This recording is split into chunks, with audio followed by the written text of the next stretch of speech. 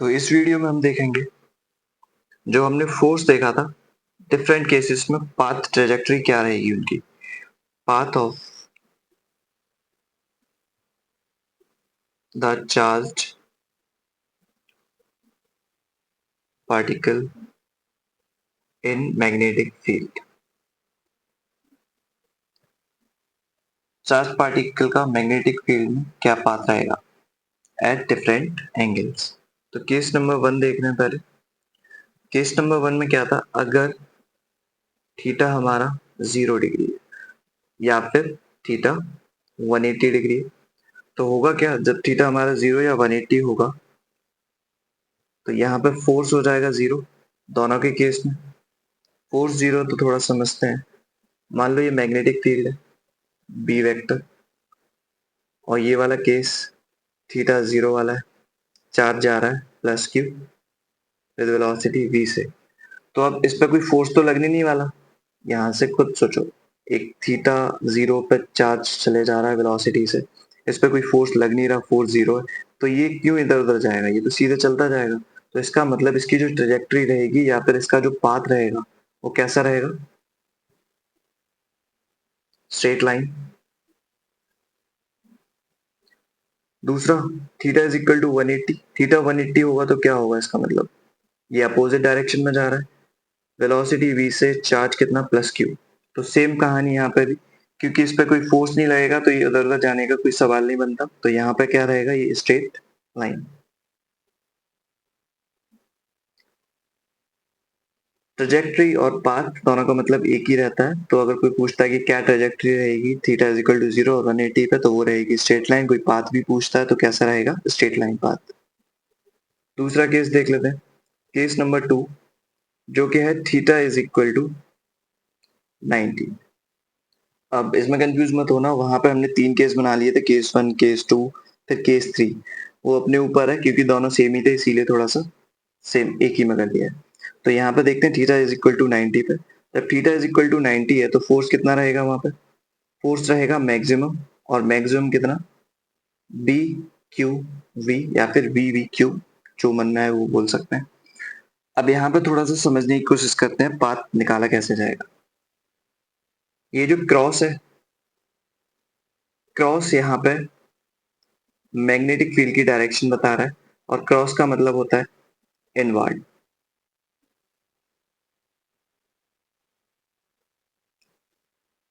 Cross दिखा रहा है मैग्नेटिक फील्ड की डायरेक्शन, यहाँ लिख लेते हैं, क्रॉस का मतलब होता है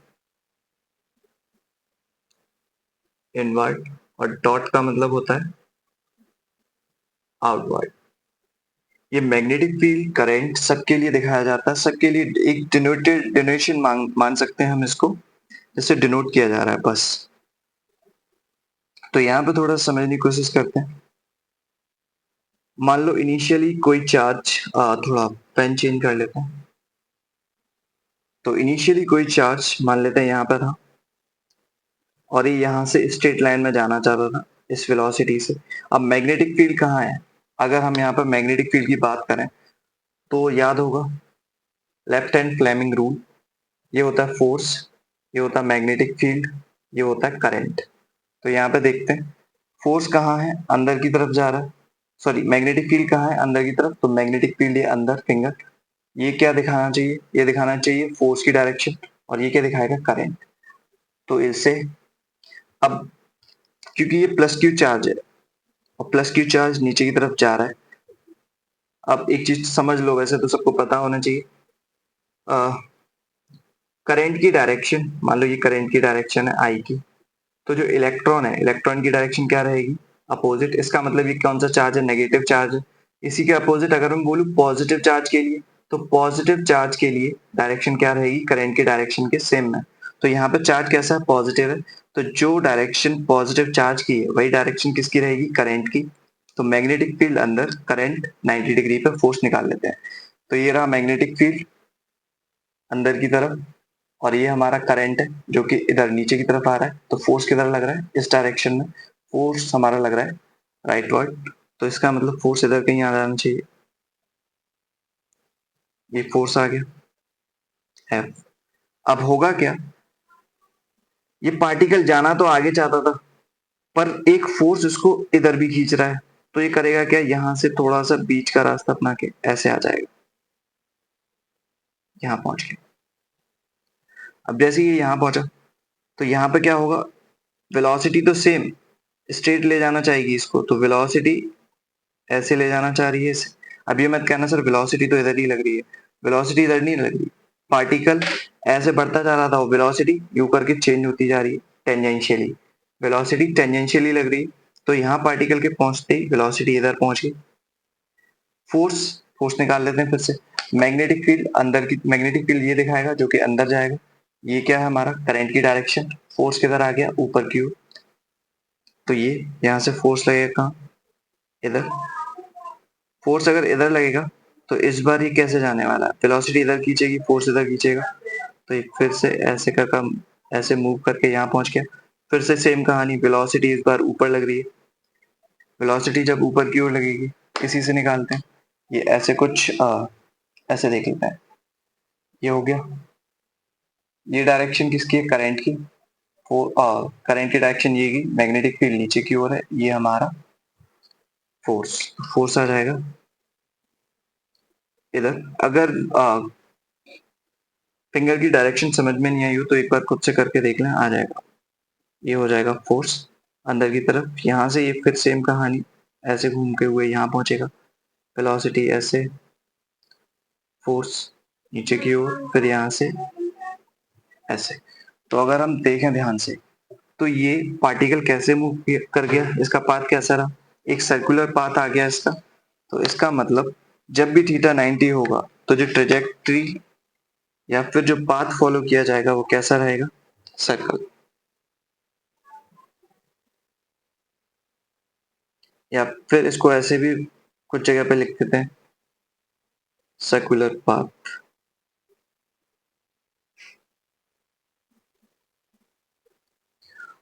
सर्कल ट्रेजेक्ट्री या फिर सर्कुलर पाथ। अब यहाँ पे थोड़ा सा इसके लिए देख लेते हैं कुछ कैलकुलेशंस, कुछ फॉर्मूलाज निकाल के। अब है क्या, यहाँ पे इसने एक सर्कल बनाया है, तो मान लेते हैं अगर सर्कल बनाया तो एक रेडियस आई होगी सर्कल की, तो रेडियस मान लेते हैं स्मॉल आर। तो यहाँ पे हम एक एक करके चीजें कैलकुलेट करेंगे। केस 2 के लिए सबसे पहली चीज हम कैलकुलेट कर रहे हैं रेडियस ऑफ सर्कल। सर्कल की रेडियस को कैलकुलेट कर रहे हैं, कैलकुलेट करने के लिए क्या करेंगे वो देखते हैं। अगर यहाँ पे देखें ये एक सर्कुलर मोशन कर रहा है, जब भी सर्कुलर मोशन आएगा तो एक फोर्स एक्ट करता है यहाँ पे, वो होता है सेंट्रीपिटल।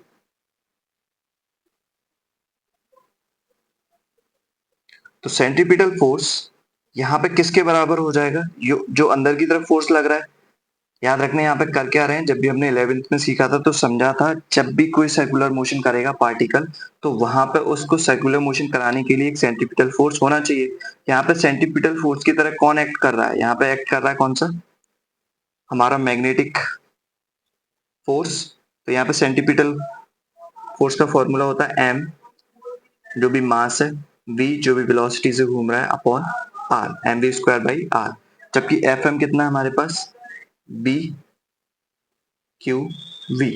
अब इसको सॉल्व कर लेते हैं, बी से वी कट जाएगा, आर को उधर ले लेते हैं, तो ये हो जाएगा R is equal to, R इधर लिया, बी क्यू नीचे आ जाएगा, तो ये हो जाएगा M B over B Q. तो यहां से हमारे पास निकल आएगी रेडियस, कितनी रेडियस बनाएगा ये सर्कुलर पाथ। दूसरा देखते हैं, इसको यहां से यहां पहुंचने में या फिर एक सर्कल कंप्लीट करने में इसको कितना टाइम लगेगा।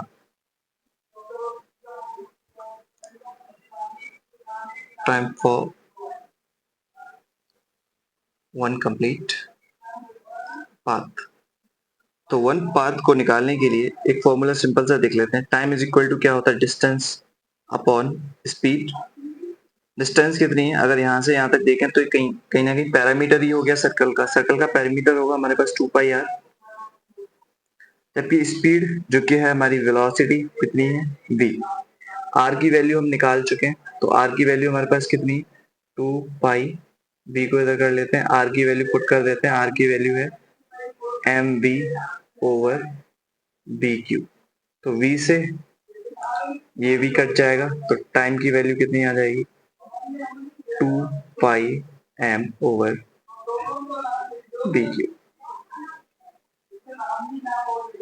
तो ये हो जाएगा हमारा एक सर्कल कंप्लीट करने में कितना टाइम लगेगा। अब यहाँ पर समझना, यहाँ पर एक समझने वाली बात ये है, क्योंकि वेलोसिटी एक इंपॉर्टेंट चीज होती है टाइम वगैरह कैलकुलेट करने के लिए, पर यहाँ पे वेलोसिटी कैंसिल हो गई है, तो ये टाइम जो है वेलोसिटी से क्या रहेगा, इंडिपेंडेंट, या फिर इन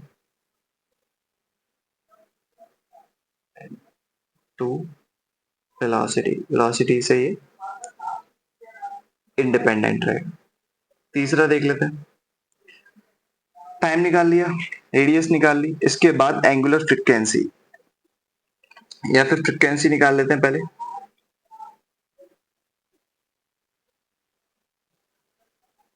फ्रीक्वेंसी जिसको डिनोट किया जाता है न्यू से, फॉर्मूला सिंपल से, nu is equal to 1/t। Time का फॉर्मूला यहाँ पे पुट कर देते हैं, 2πm/bq, ये पहुंच जाएगा ऊपर 2πm।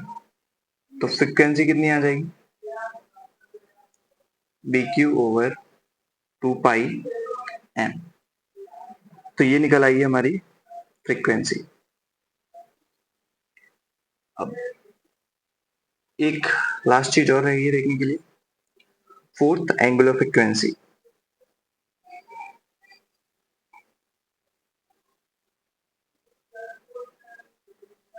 एंगुलर फ्रीक्वेंसी जिसको डिनोट किया जाता है ओमेगा से, फॉर्मूला होता है omega is equal to 2π nu, nu मतलब फ्रीक्वेंसी। फ्रीक्वेंसी का फॉर्मूला हमें पता है, 2π इंटू फ्रीक्वेंसी की वैल्यू bq/2πm। 2π से 2π कैंसिल, यहाँ बचेगा bq/m। ये है ओमेगा आपकी value bq/m।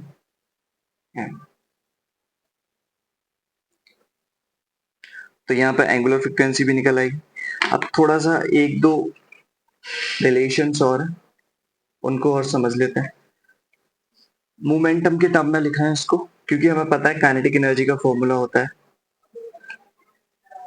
Half mv²। Momentum का फॉर्मूला होता है p is equal to mass into velocity. तो काइनेटिक एनर्जी और मोमेंटम का रिलेशन बन जाता है काइनेटिक एनर्जी के E is equal to half of, यहाँ पे क्या कर रहे हैं, एक मास का m की वैल्यू का मल्टीप्लाई और डिवाइड, मल्टीप्लाई करेंगे तो ये हो जाएगा m²b²। इसका मतलब हाफ ऑफ p²/m। ये हो गया काइनेटिक एनर्जी। अगर हम p को लिखना चाहेंगे, काइनेटिक एनर्जी को हम k लिखेंगे सिंपल, तो p इज इक्वल टू हम लिख सकते हैं √2m k is kinetic energy, p is momentum. तो ये रिलेशन याद रखना। अब यहाँ पर देखते हैं इसको थोड़ा सा। रेडियस की वैल्यू क्या होती है, mv/bq। r is equal to bq। mv क्या है हमारा, मोमेंटम, मोमेंटम मतलब p/bq। तो अगर हम यहाँ पे देखना चाहें, काइनेटिक एनर्जी में चेंज करना चाहेंगे, तो ये क्या हो जाएगा, √2m k/bq।